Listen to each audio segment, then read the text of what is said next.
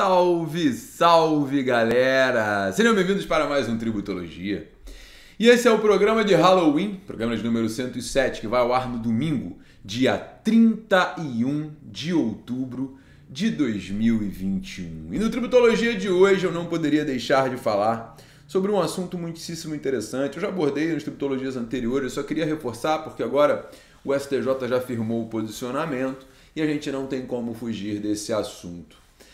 O STJ, na primeira sessão do STJ, não entendeu que havia alguma divergência entre as turmas e negou a possibilidade da compensação na esfera dos embargos à execução fiscal.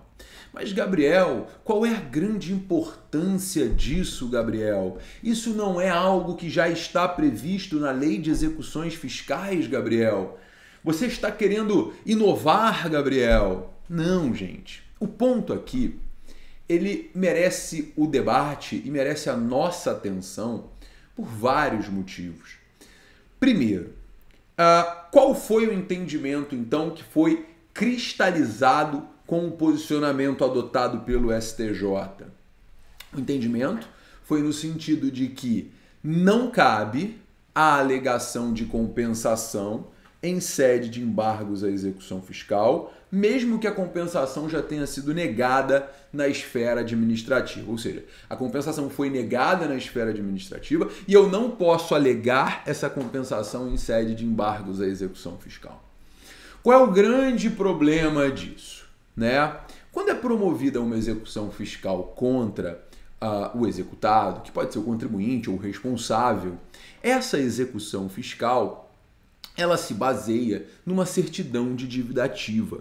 Certidão de dívida ativa que vai ter presunção relativa de liquidez e certeza de que aquele crédito realmente é devido, cabendo ao contribuinte desconstituir essa presunção. A execução fiscal tem uma peculiaridade. Ninguém é citado em execução fiscal para contestar. A citação em execução fiscal é para que o indivíduo garanta o juízo ou efetue o pagamento no prazo de 5 dias. Portanto, uma vez citado o réu em execução fiscal, ele não vai contestar. A defesa em execução fiscal ela é feita de duas formas. Ou por meio da exceção de pré-executividade, que é prevista lá na súmula 393 do STJ, é uma medida judicial que é apresentada nos autos da execução fiscal para que seja alegado um motivo de nulidade, principalmente, uma matéria de ordem pública que o juiz pode reconhecer de ofício sem a necessidade de dilação probatória. Mas isso não seria a defesa em si. A concentração da defesa na execução fiscal se dá por meio de uma ação constitutiva negativa, que é a ação de embargos à execução, E a curiosidade dessa decisão do STJ é exatamente porque a defesa ela é feita por meio de uma ação judicial que, inclusive, o próprio STJ tem entendimento que há uma clara fungibilidade entre a ação de embargos à execução e a ação anulatória do crédito tributário. O ponto é, o artigo 16 da Lei de Execuções Fiscais veda a alegação de compensação, veda a compensação nos embargos à execução. O argumento, então, adotado pelo STJ para poder reforçar esse dispositivo é que a execução fiscal é um rito processual que foi feito para andar para frente. Afinal de contas, o objetivo da execução fiscal é a satisfação do crédito tributário. O objetivo da execução fiscal é fazer com que o processo ande para que haja a satisfação do crédito executado o mais rápido possível. E a partir do momento em que a lei diz claramente que não cabe a apresentação de embargos, ou melhor, alegação de defesa por meio de compensação em sede de embargos à execução, você realmente pode ter certeza que o objetivo é evitar que os grandes debates aconteçam durante a execução fiscal. O grande problema dessa decisão do STJ, na minha singela opinião, é que não é que se trate de uma forma de negar a prestação jurisdicional. Não se trata de uma violação à inafastabilidade do Poder Judiciário, mas se trata efetivamente de um estímulo ao contencioso tributário, ao contencioso fiscal, que já é muito grande no Brasil. Um estímulo ao contencioso fiscal que já é bastante cruel e já toma muito dinheiro, já suga muito dinheiro do Estado lato sensu. O que nós temos hoje no Brasil é um contencioso fiscal de trilhões de reais. Enfim, trilhões é exagero, mas bilhões de reais, isso com certeza, né? São 3 bilhões de reais, se não me engano, de contencioso, talvez um pouco mais. Eu confesso que eu não lembro os dados agora, então não me crucifiquem se tiver um número diferente disso. Mas o ponto é, o contencioso realmente é muito grande e com essa decisão, o que o STJ está dizendo? Olha, se você pediu administrativamente a compensação e essa compensação foi negada, você não pode, em sede de embargos à execução, alegar o seu direito à compensação, desconstituir essa decisão administrativa que negou o seu direito à compensação. Você vai ter que fazer por meio de outra ação. Ou seja, você vai sofrer a constrição dos seus bens, você vai oferecer os embargos à execução e, paralelamente, você terá que promover uma ação judicial, uma ação anulatória daquele crédito tributário, tendo em vista que você tem direito de compensar, porque você tem um crédito a seu favor. Então você vai ter a ação de execução fiscal tramitando paralela com os embargos da execução e uma terceira via que aparece, que vai ser a ação anulatória. E eu diria mais, né?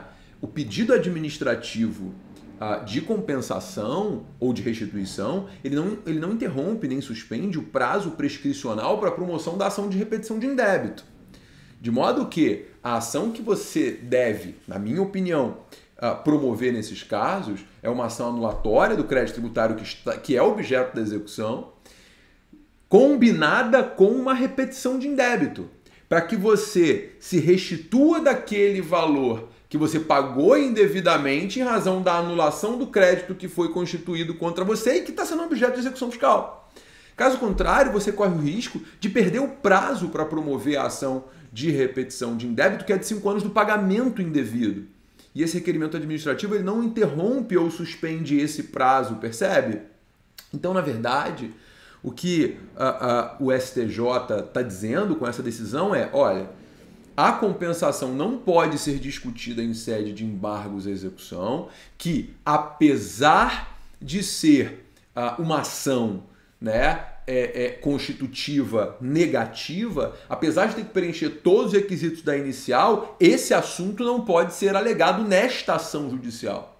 Ou seja, você não pode alegar o direito à compensação nesta ação judicial, porque é uma ação que foi feita para andar para frente. Ou seja, a lei de execuções fiscais ela vai sempre empurrar o processo para frente. Essa é a ideia, né? Então você vai ter que buscar o seu direito de uma outra forma, por uma outra via, por um outro caminho. Então você que busca o seu direito por meio de uma ação autônoma. Então muita gente vai se enrolar na prática, você tem que tomar muito cuidado com isso.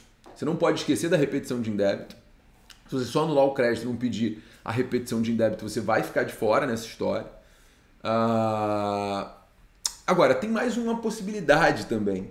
Você também poderia ingressar com a ação prevista lá no artigo 169 do CTN, que é a ação anulatória da decisão administrativa que negou o pedido de restituição. Você poderia também fazer essa ação, mas aí depois você devolve administrativamente, porque ela também não vai interromper o prazo prescricional, percebe? Então, o que o STJ faz com essa decisão, apesar de ser uma decisão que aplica o que está escrito no artigo 16 da Lei de Execuções Fiscais, o STJ aumenta o contencioso, traz um estímulo para o contencioso tributário que já não é pequeno. Ah, Gabriel, mas o artigo 16 da Lei de Execuções Fiscais, ele é claro, Gabriel. O artigo 16 ele é expresso, Gabriel. Eu sei disso. Eu sei que é claro, eu sei que é expresso. Eu sei que o judiciário tem que aplicar a lei, mas o judiciário também tem que atuar de forma positiva, né? De forma positiva a colaborar com o fim do contencioso, com a redução do contencioso e com a resolução dos casos concretos. E é isso que eu senti uma certa falta nessa decisão. Não é a técnica, veja, A decisão não tem nada de atécnica. Pelo contrário, a decisão é muito defensável, é muito até razoável aplicando o que a lei diz, né? Isso demonstra, se todas as decisões fossem nesse sentido, em que o judiciário aplique o que a lei diz, nós teríamos realmente uma segurança jurídica muito grande e uma proteção à confiança legítima sempre muito razoável. Sempre muito razoável. Mas assim, cá entre nós, não é... Enfim, né, olhando claramente nesse caso concreto, seria possível uma decisão melhor. A decisão é ruim por um único fundamento, porque a lei é ruim.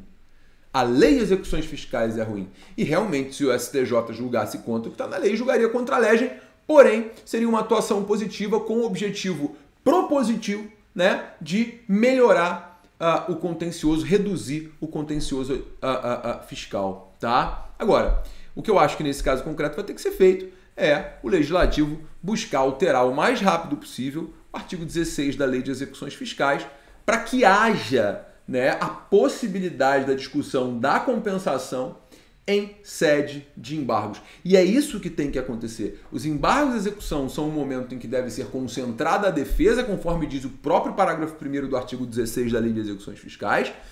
E se é ali que eu concentro a minha defesa, no momento em que eu obrigo que o contribuinte ou o responsável que está sendo executado seja obrigado a promover uma outra ação judicial para exercer o seu contraditório, eu estou violando o próprio dispositivo da Lei 6.830. Tá bom? Beleza? Bom, esse Tributologia foi realmente mais processo tributário, mas era um assunto que eu precisava comentar com vocês, um assunto muito importante que rolou essa semana, e o direito tributário realmente tem sido recheado, tem nos brindado, né, com muitas decisões e muitos debates e muitas questões importantes, tá bom? Se você está assistindo aí o Tributologia número 107, eu queria convidá-lo na quarta-feira, dia 3 de novembro, eu estarei participando do 3º Congresso de Direito Tributário lá do estado do Amazonas. Vou participar de uma mesa muito legal com a professora Mary Elbe, e vai ser um evento absolutamente imperdível. Vocês estão super, hiper convidados. É o 3º Congresso de Direito Tributário do Amazonas.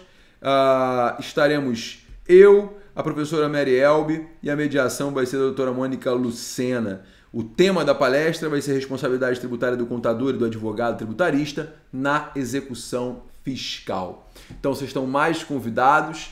Participem desse congresso, que é um congresso lindo, maravilhoso, enorme e imperdível. Muito obrigado pelo carinho, pela audiência. Se você gostou, taca o seu like aí, se inscreve no canal, até porque sempre que tiver uma novidade, estarei eu aqui para falarmos de direito tributário. Muito obrigado, um beijo enorme, um ótimo Halloween e semana que vem tem mais Tributologia. Um beijo, meu povo, e até semana que vem. Tchau, tchau, galera. Beijo!